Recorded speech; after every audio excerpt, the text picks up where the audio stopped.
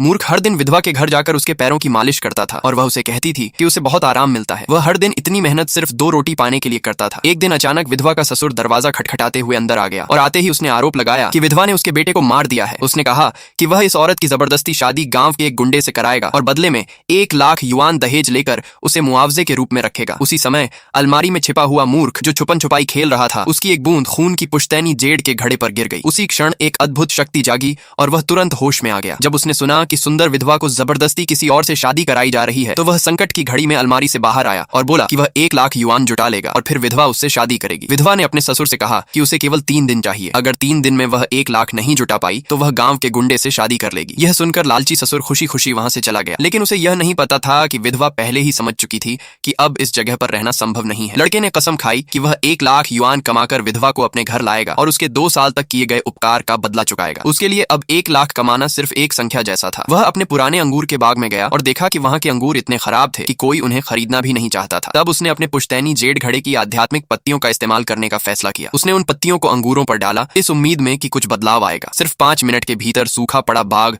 हरा भरा और सुंदर हो गया। अंगूर बड़े, रसीले और चमकदार हो गए। लड़के ने एक अंगूर तोड़कर खाया और हैरान रह गया, क्योंकि उसने अपनी जिंदगी में इतना स्वादिष्ट फल कभी नहीं खाया था। उसे महसूस हुआ कि यह गर्म और आरामदायक है। उसने सोचा कि ये अंगूर न सिर्फ दिखने में अच्छे हैं बल्कि स्वाद में भी बेहतरीन है, इसलिए इन्हें ऊंचे दाम में बेचा जा सकता है और वह अमीर बन सकता है। वह लोगों को बुलाने लगा और नए किस्म के अंगूर बेचने लगा। उसने कहा कि अंगूर बड़े और मीठे हैं और अगर पसंद न आए तो पैसे देने की जरूरत नहीं है। लोग उसके पास आए, अंगूर देखे और हैरान रह गए। उन्होंने कहा कि इतने बड़े अंगूर उन्होंने पहले कभी नहीं देखे और उनकी खुशबू भी बहुत अच्छी है। जब लोगों ने पूछा कि ये कैसे उगाए गए तो उसने जवाब दिया कि उसने खुद उगाए हैं। लोगों ने